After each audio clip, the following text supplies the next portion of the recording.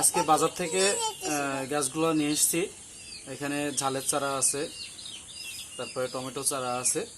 এই চারাগুলো আগামীকাল লাগানো হবে। তো লাগানোর আগে চারাগুলো একটু আমি প্রস্তুত করে নিচ্ছি। দেখেন, এখানে প্রস্তুত করার জন্য আমি যা যা উপকরণ নিয়েছি, কারণ চারাগুলো আসলে একদিন একটু রেস্টে রাখতে হয়। রেস্টে রাখলে সব থেকে বেশি ভালো হয়।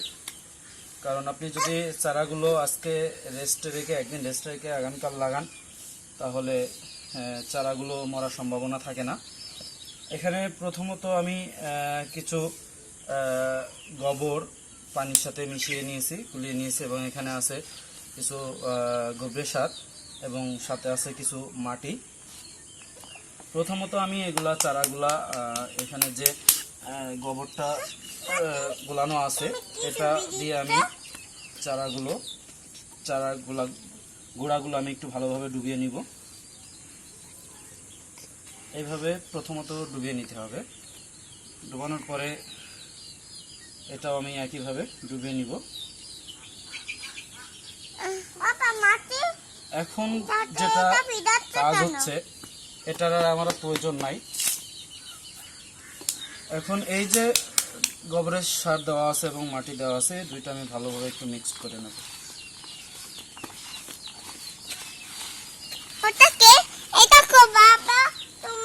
এটা একটু ভালোভাবে মিক্স করতে হবে।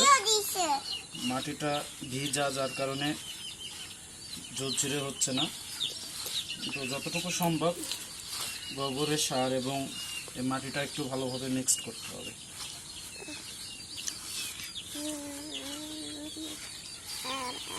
যেন মাটির সাথে গোবরের সারটা ভালোভাবে মিশে যায়।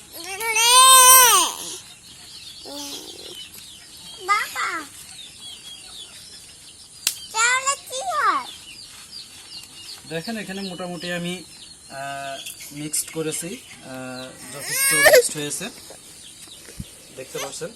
এখন এগুলো আমার সুন্দর করে একটু সাইজ করে যে গাছের যে গোড়াটা আছে, এই গোড়ার সাথে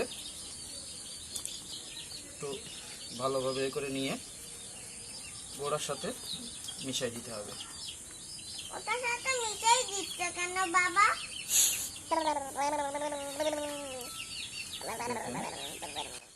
এই প্রসেসিংয়ে যদি আপনারা চারাগুলো প্রস্তুত করে নেন, তাহলে আপনাদের চারাগুলো লাগানোর পরে মরার সম্ভাবনা থাকে না, এবং চারার যে শিকড়গুলো আছে, এই শিকড়গুলোতে আপনার পোকা লাগা এবং কেঁচো লাগার সম্ভাবনাটা একদমই থাকে না। আর খুবই দ্রুত শিকড় ছাড়া শুরু করে। এবং সবথেকে গুরুত্বপূর্ণ বিষয় হলো যে চারাগুলোর গ্রোথ এবং বৃদ্ধি অনেক দ্রুত তার সাথে বাড়ে। তো আপনারা সবাই চারাগুলো যখন রোপণ করবেন, বাজার থেকে কিনে নিয়ে আসবেন, চেষ্টা করবেন যে এভাবে চারাগুলো প্রস্তুত করে নিয়ে একটা দিন অন্তত চারাগুলো ঘরে রেস্টে রাখতে। দেখুন, চারাগুলো আমার প্রস্তুত হয়ে গেছে। এখন আমি এটা বাসায় 1 থেকে 2টা দিন রেস্টে রাখবো এবং একটু শিকড় গজালেই আমি চারাগুলো খেতে রোপণ করব। ভিউয়ার্স, আপনারা চাইলেও এভাবে বাসা বাড়িতে চারা প্রস্তুত করে রোপণ করতে পারেন।